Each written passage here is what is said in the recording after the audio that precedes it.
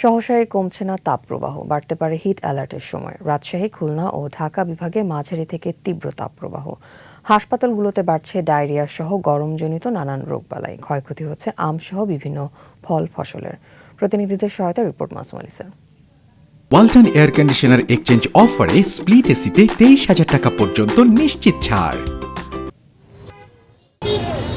দেশব্যাপী চলছে অতি তীব্র থেকে মৃদু তাপপ্রবাহ।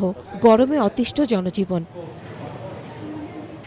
ধারণ ক্ষমতার প্রায় 4 গুণ রোগীর চাপ সামলাতে পারছে না ময়মনসিংহ মেডিকেল কলেজ হাসপাতাল। গরমজনিত ডায়রিয়া, শ্বাসকষ্ট, স্ট্রোক সহ নানা রোগী বেড়ে যাওয়ায় ওয়ার্ডে, মেঝেতে কিংবা বারান্দায় জায়গা না পেয়ে রোগীদের ঠাঁই নিতে হয়েছে সিঁড়িকোঠায়। ভর্তি করছি, সিট নাই, হেনে মানে সিঁড়ির মধ্যে সিট দিছে। পেটের বেদনা, মাথার বেদনা এটি বেশি। তবে হাসপাতাল কর্তৃপক্ষ বলছে, রোগীর চাপ বাড়লেও চিকিৎসা সেবায় কোনো ঘাটতি হচ্ছে না। রোগীকে চিকিৎসা দেওয়ার জন্য যথেষ্ট প্রস্তুতি আমাদের থাকে এবং সেভাবে আমরা এখন চিকিৎসা দিয়ে যাচ্ছি, এবং যদি আরো রোগী বৃদ্ধি হয় তো আমরা সেই রোগীকে ইনশাল্লাহ চিকিৎসা দিতে পারবো। তাপপ্রবাহ বাড়তে থাকায় কুষ্টিয়ায় ডায়রিয়া রোগী বাড়তে শুরু করেছে।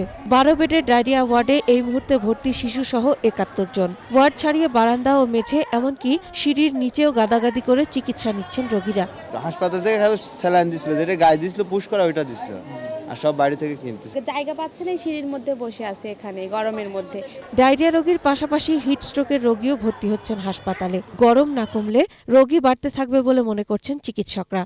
যারা বাইরে কাজ করেন তাদেরকে সম্ভব হলে পরে ছায়াযুক্ত বা ঠান্ডা স্থানে কাজ করা এবং প্রচুর পরিমাণে বিশুদ্ধ পানি পান করতে হবে। অতিরিক্ত গরম ও তাপদাহের কারণে গাইবান্ধায় ডায়রিয়া সহ বিভিন্ন রোগে আক্রান্ত হচ্ছে বিভিন্ন বয়সী মানুষ। গরমজনিত রোগে আক্রান্ত হয়ে জেনারেল হাসপাতালে চিকিৎসা নিচ্ছেন 2 শতাধিক মানুষ।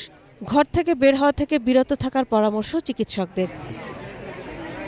তীব্র তাপদাহে রাজবাড়ী জেলা সদর হাসপাতাল সহ উপজেলা স্বাস্থ্য কমপ্লেক্সগুলোতে ডায়রিয়া সহ বিভিন্ন রোগে আক্রান্ত রোগীদের অত্যধিক চাপ দেখা গেছে। রোগীর চাপে হাসপাতাল কর্তৃপক্ষ চিকিৎসা সেবা দিতে হিমশিম খাচ্ছে।